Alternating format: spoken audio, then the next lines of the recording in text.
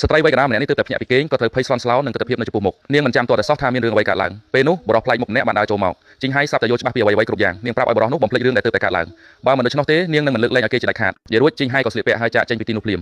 បន្ទាប់ពីត្រឡប់មកដល់ផ្ទះជីងហៃអង្គុយក្នុងអាងទឹកទាំងទឹកមុខស្ងួតស្ងាត់នាងនឹកឃើញរឿងរ៉ាវដែលទើបតែកើតឡើងក្នុងចិត្តនាងពោពេញដោយការស្ដាយក្រោយហើយក៏យំសឹកសួរម្នាក់ឯងប៉ុន្តែនាងមិននឹកស្មានដល់ថានេះគ្រាន់តែជាការចាប់ផ្ដើមនៃសុបិនអាក្រក់ប៉ុណ្ណោះថ្ងៃបន្ទាប់បរិសការប្រយុទ្ធមិញបានមកដល់កន្លែងធ្វើការរបស់នាងផ្ទាល់ជីងហៃបានដកស្រោមសំបុត្រមួយចេញពីកាបូបក្នុងនោះមានខ្សែចំនួន3សន្លឹកដែលមានតម្លៃ10លានក្នុងមួយសន្លឹកនាងប្រាប់ឲ្យបរិសនោះកុំមកតាមរំខាននាងទៀតជីងហៃប្រាប់គេថាមិនថាគេមានគម្រោងអាក្រក់អ្វីក៏នាងមិនខ្លាចដែរបើនាងអស់ផ្លូវដើរនាងនឹងបញ្ជូនគេទៅគុកដោយដៃផ្ទាល់មកតាក់ទងជាមួយខ្ញុំមកខ្ញុំស្រឡាញ់អ្នកចឹងហើយពួកយើងជួបគ្នាទៅអីគេកលេចមើលមិត្តរួមការងារដែលកំពុងសម្លឹងមកជីងហៃមានអារម្មណ៍អៀនខ្មាស់ជាខ្លាំងនាងក៏មានបរិសនោះថាបើហ៊ានធ្វើបែបនេះទៀតនាងនឹងសម្លាប់គេមិនខានប៉ុន្តែបរិសនោះមិនត្រឹមតែមិនភ័យខ្លាចថែមទាំងនិយាយតែញញឹមបែបព្រាននារីថាអ្នកនិយាយបែបនេះធ្វើឲ្យខ្ញុំចង់ថើបអ្នកព្រានតែម្ដង